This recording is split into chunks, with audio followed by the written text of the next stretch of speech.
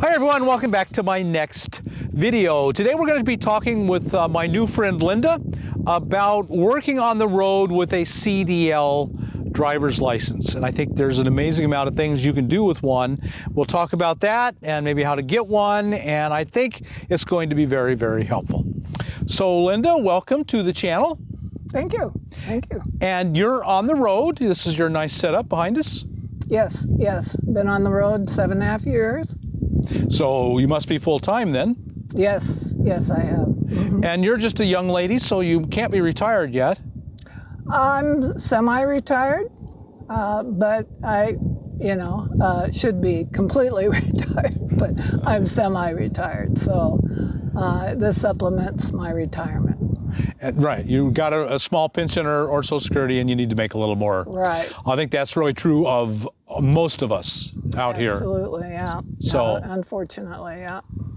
And you have your CDL, and that's commercial driver's license. Yes. And so you're making money on the road with your CDL. I have, on and off, yes. I focus on seasonal or temporary jobs. There's some companies that, a lot of companies, most of your companies want you to work, like year-round, full-time. So that's what makes it a challenge, is to find the seasonal jobs, because I only want to work part of the year. And so if people are interested in knowing more about how to get their CDL and kind of jobs you've had, and just learning from you, where can they go? Well, I am starting a YouTube channel called Changing Lanes with Miss Linda, because I am focusing on kind of reinventing what I do out on the road. So I'm kind of getting off, or trying to get away from the driving so much, because I've done it for a long time. And I'm getting toward what I want to help other people reinvent their lives in different manners. So it's part of my adventures and part of a learning channel. So I have worked, I have driven vans for the oil company, or a subcontractor to the oil patch, where they hauled the oil field workers out to their oil wells, and then take them back to their hotels, or their they call it the man camps. And I've worked for Amazon, and I've worked, doing that different kinds of work camping jobs. But the best paying jobs I have found is the CDL jobs on the road. And then I worked, I drove a coach bus out of San Antonio, and we hauled a lot of military guys from the Mexican border. I've worked for farmers. I was up in Idaho, and I was at an RV park, on the river. It was beautiful, and there was a lot of farms around there. I thought it'd be nice to work for a couple of months. It was around harvest season, so I stopped in at this farm that was by the RV park and asked them if they needed any drivers, because I have a lot of experience driving farm commodities and stuff. That's how I started out, driving truck. And so he said, well, we were already into the season, so we really don't need you this year, but you're welcome to come back next year. I went to work for a whitewater rafting company. So I drove shuttle, I drove vans and like old school buses and stuff. And I got that, I was looking online, just looking for shuttle bus jobs. And like I say, I found that job online. Cool, you can get it through CoolWorks. They might have advertised through CoolWorks or Indeed.com or something. I can't remember which one, but those are the ones that is a good way to find that kind of job. And then, and they had an RV site. I had to pay a little bit, about $100 a month for it. That's cheap. It is, especially in Colorado. So, and they also provided internet, and so it was a good deal. I had 30 amp, and they were a good company to work for. They kept their rigs up good. At the end of the season, I still needed some money. So I thought, well, if I could work harvest, and everybody thinks of the sugar beets up in North Dakota. Well, there's harvests all over the country. Right. So that's what I encourage people to, not just consider what you see advertised all the time on RV sites and stuff, because there's sugar beet harvest in several states, and wherever there's a factory, they need drivers, and you just kind of have to dig sometimes to find those positions. But a lot of times they're paying, $22 an hour. Depends where you're at. And probably lots of hours. Lots of hours. I was working up in Fort Collins for a farmer the last 2 years, and we did corn silage, and then we did the sugar beets. And we were working 6 days a week, 10 to 12 hours a day. And when I first started working for him, it was 7 days a week. And I said, I don't work 7 days a week. I have to have a day off to do laundry and buy food and dump my tanks. But it's amazing what you can negotiate a lot of times. And you just, like having an RV site, when I first talked to him about a position, and it was a good, and I found him, I believe, on Indeed.com. Yeah, spell that for us. Indeed? I-N-D-Y? Indeed. INDEED.com. Indeed.com.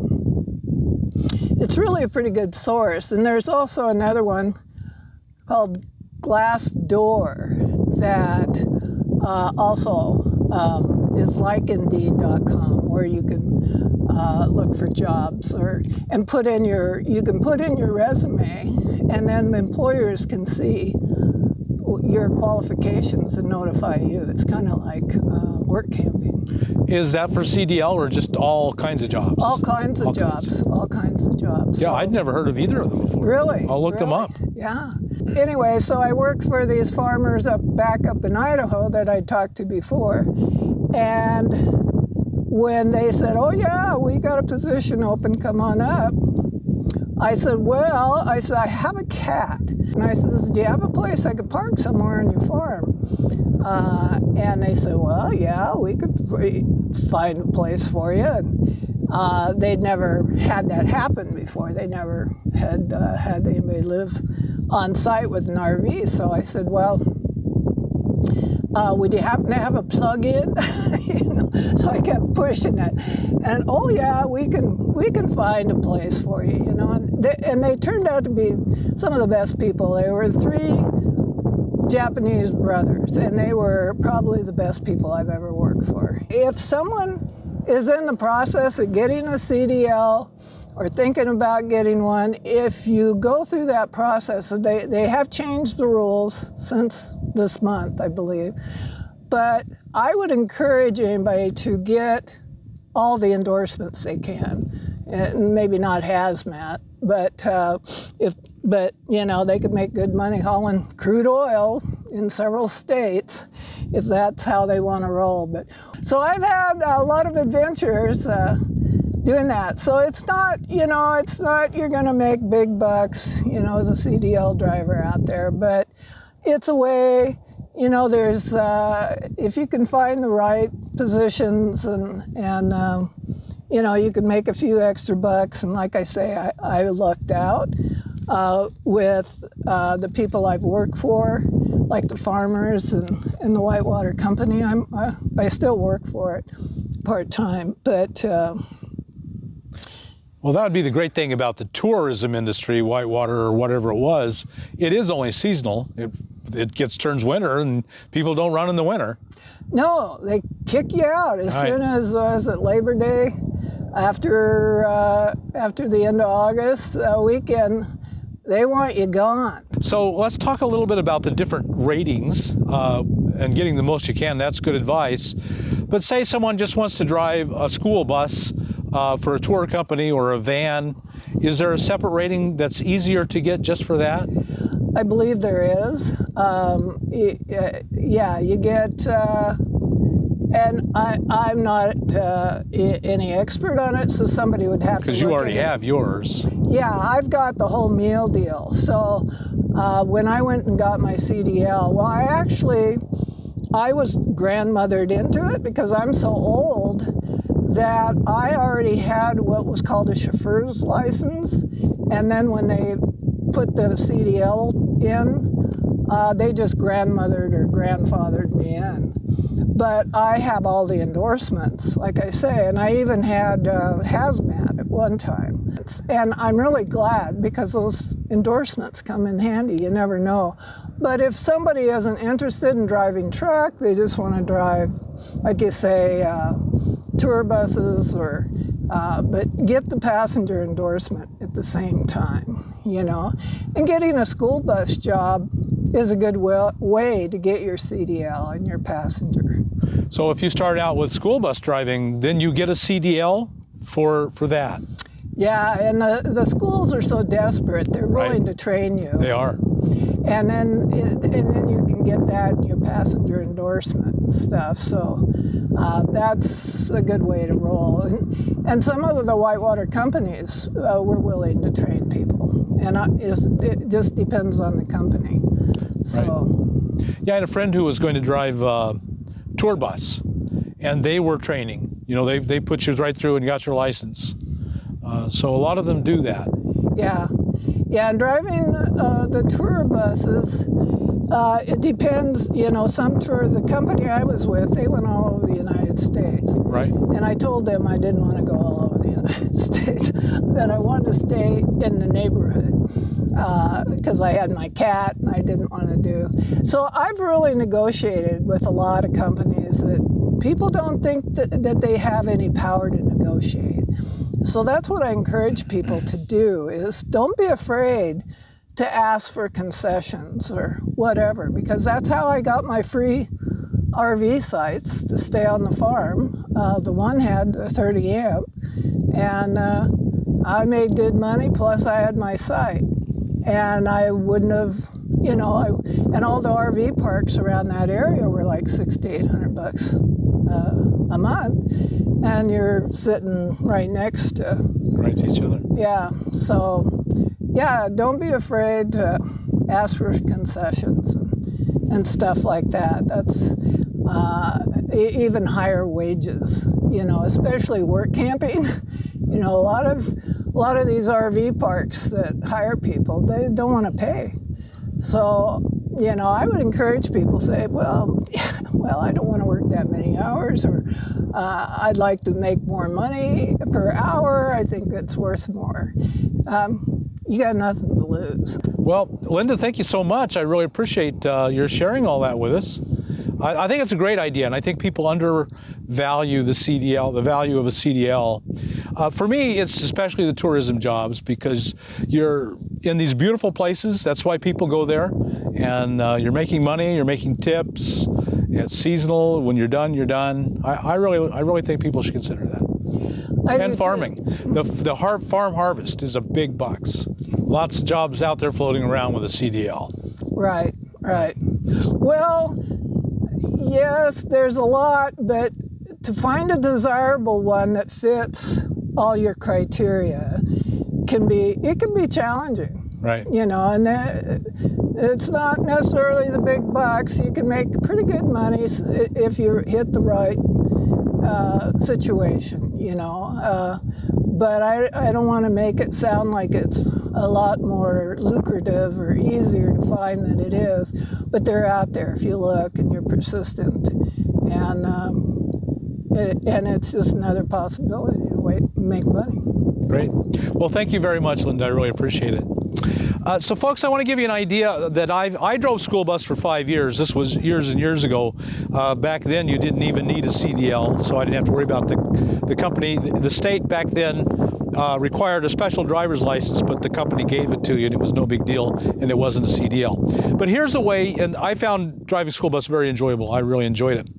Here's the way you could do it really easily. And if you spend 6 months to get your CDL, that gets your foot in the door to lots of jobs. And you'll have to work at it, and it won't be always the easiest thing, but it will work. Here's how you can do it. I suggest you go down to Yuma, Arizona and get into the LTVA. In September, October, when school is starting, go in, they'll train you, they'll get you your CDL, and then stay with them and be a good, have integrity, stay with them for however long they require and stay a little longer. You can be in the LTVA and drive to and from, get a tow, drive to and from every day, stay in the LTVA, $180 for the whole school season. And then you get your driver's license, you stay with them, you fulfill your obligation to them, always fulfill your obligations. You come out, you've made that money, you saved a lot of money, and you've got a CDL, and you're set. Really, you're set. You'll get a job, and maybe get the perfect job won't be that easy, but you'll get a job, and you'll be set. I really think so. So that's one way to do it. Also, Pahrump, Nevada. I'm a Pahrump, Nevada resident. You'd have to go in September, and September's still pretty darn hot in Pahrump, or Las Vegas. And I would suggest you rent an apartment. And yeah, you're going to spend a lot of money to rent that apartment for September, October, and then in November, either in Pahrump or Vegas, you could start camping out of Vegas and then driving. So you'd have to pay for an apartment 3, 4, 5 months, and they'll get your CDL. You fulfill your obligation to them. Always fulfill your obligations, and then you got the CDL. You got the treasure, and then then your freedom really opens up from there. So that's an easy way to do it. Any small town where there's BLM land in the desert, you can do that if there's a school district and they hire. Another way is to go to one of the big tour companies, driving with the big tour buses. They will pay you. They will pay you to train you and then pay you. That's the big bus, and that's hard. If you're up to that, that's a great way to do it. Yeah, there's a lot of jobs out there. They're available, and you may have to work at a job you don't really like until you get your foot in the door and can make more choices. Right. That's true. That's just true of everything in life. There's a learning curve and a difficulty curve before it gets easier and better. I think it's well worth it, though. I give serious thought to a CDL job. It's a way for you to get it and doing what you love to do. So, and support your nomadic life. Do you have any warnings about how to go about getting your CDL? Is there ways that you might want to avoid or things you might want to watch out for?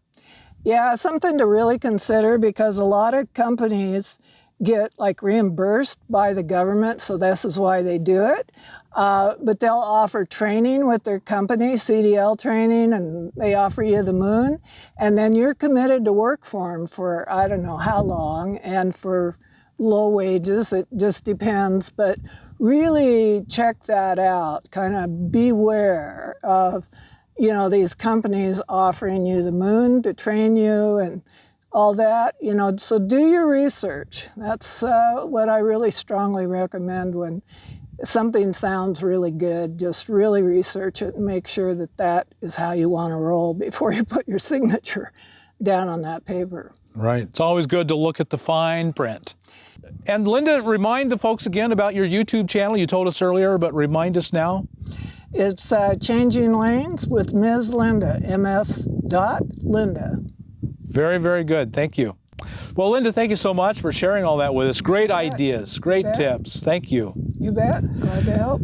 So, folks, if you got anything out of that, I hope you did. If you did, like us on YouTube, subscribe to the channel, hit that thumbs up button,